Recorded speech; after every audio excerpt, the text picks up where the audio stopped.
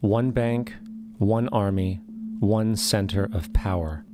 And if we have learned anything from history, it is that power corrupts, and absolute power corrupts absolutely. This is Aaron Russo, a filmmaker and former politician. To his left is Nicholas Rockefeller of the infamous Rockefeller banking and business dynasty. After maintaining a close friendship with Nicholas Rockefeller, Aaron eventually ended the relationship, appalled by what he had learned about the Rockefellers and their ambitions. I got a call one day from an attorney woman I knew, and she said, "Would you like to meet one of the Rockefellers?" I said, "Sure, I'd love to." And we became friends, and he began to divulge a lot of things to me. So he said to me one night, he said that there's going to be an event there, and out of that event, you're going to see we're going to go into Afghanistan, so we can run pipelines from the Caspian Sea. We're going to go into Iraq to take the oil and establish a base in the Middle East, and we're going to go into Venezuela and try and get rid of Chavez. And the first two they've accomplished. Chavez they didn't accomplish. And he said you're going to see guys going into caves looking for people that they're never going to find. You know, he was laughing about the fact that you have this war on terror. There's no real enemy. He's talking about how by having this war on terror, you can never win it because it's an eternal war. And so you can always keep taking people's liberties away. And I said, how are you going to convince people that this war is real? He said, but the media can convince everybody it's real. I mean, you know, it's just that you keep talking about things. You keep saying it over and over and over again, and eventually people believe it. You know, you created the Federal Reserve in 1913 through lies. You create 9/11, which is another lie. Through 9/11, then you're fighting a war on terror, and now all of a sudden you go into Iraq, which was another lie, and now they're going to do Iran. You know, and it's all one thing leading to another, leading to another, leading to another. Now, I would say to them, what are you doing this for? What's the point of this thing? You have all the money in the world you ever want. You have all the power. I said, you know, you're hurting people. It's not a good thing. And he would say, what do you care about the people for? Take care of yourself and you take care of your family. And then I said to him, what are the ultimate goals here? He said, the ultimate goal is to get everybody in this world chipped with the RFID chip and have all money be on those chips and everything on those chips. And if anybody wants to protest what we do or violate what we want, we just turn off their chip. That's right, microchipped. In 2005, Congress, under the pretense of immigration control and the so-called war on terrorism, passed the Real ID Act, under which it is projected by May 2008, you will be required to carry around a federal identification card, which includes on it a scannable barcode with your personal information. However, this barcode is only an intermediary step before the card is equipped with a VeriChip RFID tracking module, which will use radio frequencies to track your every move on the planet. If this sounds foreign to you, please note that the RFID tracking chip is already in all new American passports.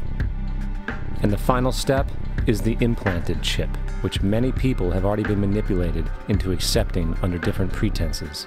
We have a Florida family who are really pioneers in a brave new world. They have volunteered to be the first ever to have microchip identification devices implanted into their body. After 9/11, I was really concerned with the security of my family. I wouldn't mind having something planted permanently in my arm that would identify me.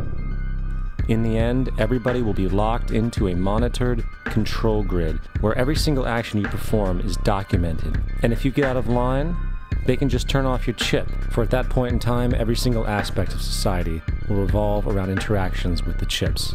This is the picture that is painted for the future if you open your eyes to see it. A centralized one-world economy where everyone's moves and everyone's transactions are tracked and monitored, all rights removed.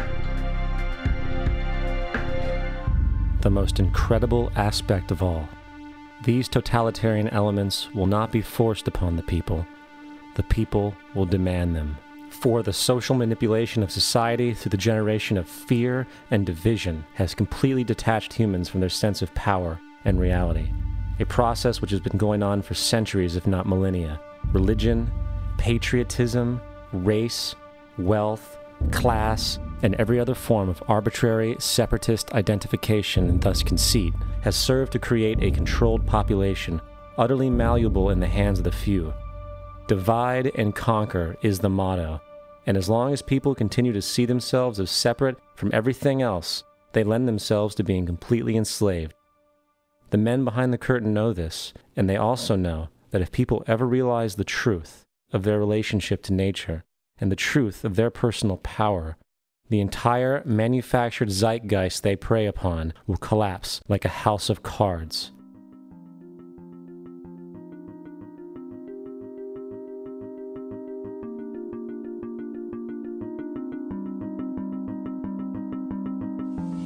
The whole system that we live in drills into us that we're powerless, that we're weak, that our society is evil, that it's crime-ridden, etc., and so forth. It's all a big fat lie. We are powerful, beautiful, extraordinary. There is no reason why we cannot understand who we truly are, where we are going. There is no reason why the average individual cannot be fully empowered. We are incredibly powerful beings. You know, I think I spent 30 years of my life, in the first 30, trying to become something. I wanted to become good at things. I wanted to become good at tennis. I wanted to become good at school and grades and everything I kind of viewed in that perspective. I'm not okay the way I am, but if I got good at things, you realize that I had the game wrong. The game was to find out what I already was. Find out what I already was.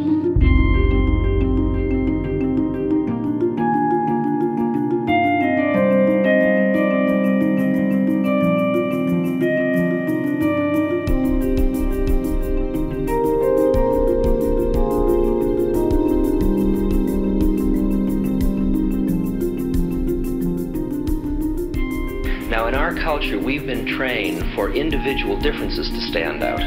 So you look at each person, immediately it is brighter, dumber, older, younger, richer, poorer, and we make all these dimensional distinctions, put them in categories and treat them that way. And we get so that we only see others as separate from ourselves in the ways in which they're separate. And one of the dramatic characteristics of experience is being with another person and suddenly seeing the ways in which they are like you, not different from you, and experiencing the fact that which is essence in you and which is essence in me is indeed one. The understanding that there is no other. It is all one. And I wasn't born Richard Albert, I was just born as a human being, and then I learned this whole business of who I am and whether I'm good or bad or achieving or not. All that's learned along the way.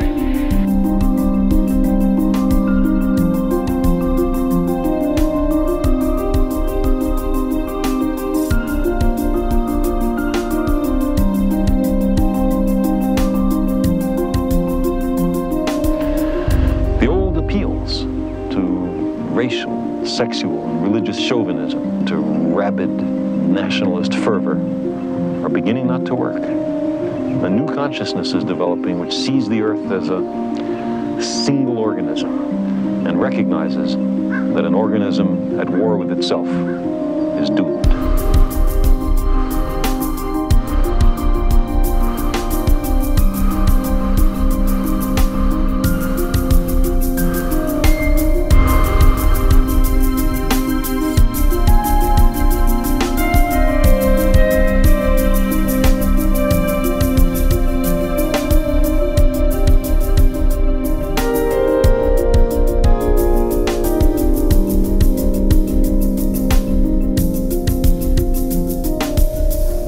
Bill Hicks used to finish his shows with this.